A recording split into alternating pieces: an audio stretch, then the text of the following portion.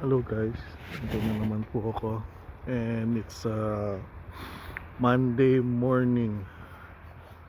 So dapat wala kaming pasok pero ginawa kong may pasok panggabi, start ng panggabi. So ito na naman ako para walang pahinga.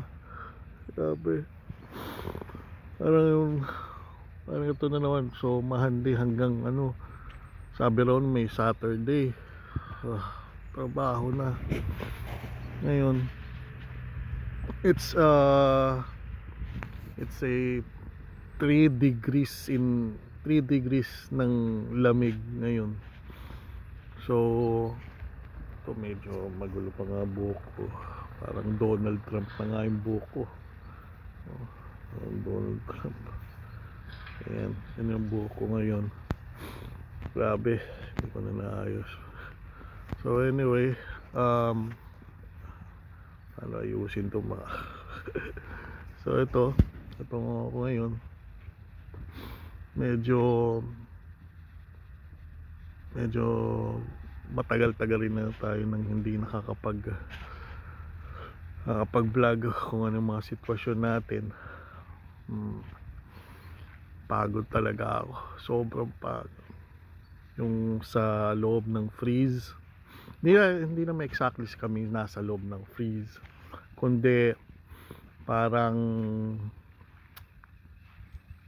ano kami, tagalabas ng isda, nagbubuhat ng frozen isda, tapos ganyan. Hindi kami in production sakali. Yun ang gawain namin. So medyo physically work, medyo mahirap, medyo depende sa pangangatawan. Hindi ko naman sinasabi lahat ng tao ganun, pero for my experience, syempre iba pa rin yung mas bata, iba pa rin mas matatanda, iba pa rin lahat, layo, iba-iba. Experience ko is may mga bagay-bagay na gusto kong ipaalam about yung mga ugali nila, mga puti. Hindi sa parang hindi ko ma-explain sa words, pero ugali na nila yun eh, culture na nila yun eh. So irespeto na lang natin yung kung anong meron sila. Yun talaga nakakalakihan nila. Expect ko na natutunan ko is yung hindi nila gustong tulungan sila.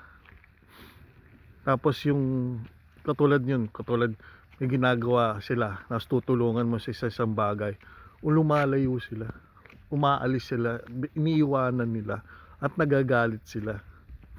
Yun mga ugali nila.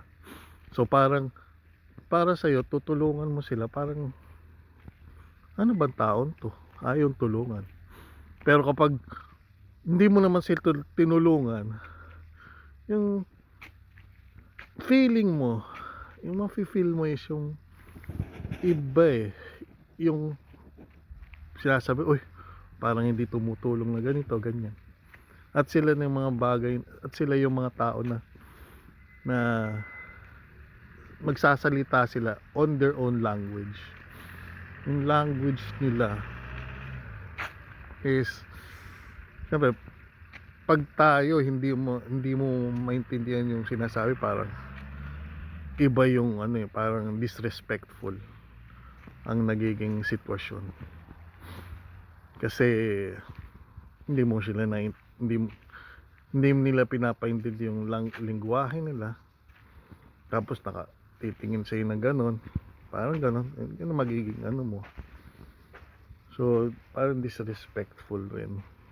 Pero hindi magagawa natin kasi hindi natin naman country to. Yun yung mga na-experience ko sa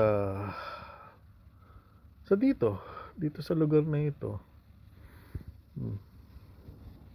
once na pupunta kayo dito sa Poland o makakamit kayo ng mga ganyang hindi talaga hindi talaga sila talagang hindi ko masabing culture kasi hindi naman wala akong pero mostly naririnig ko sa na-experience na ibang tao, sinasabi nila sa akin, gano'n talaga sila. So, expected na niyo talaga na hindi sila helpful talaga.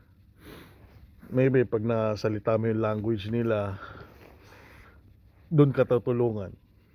Pero tayo sa mga Pilipino kasi kung anong ano mo niyan, tutulungan ka niyan kung sakali, kung kakayanin nila.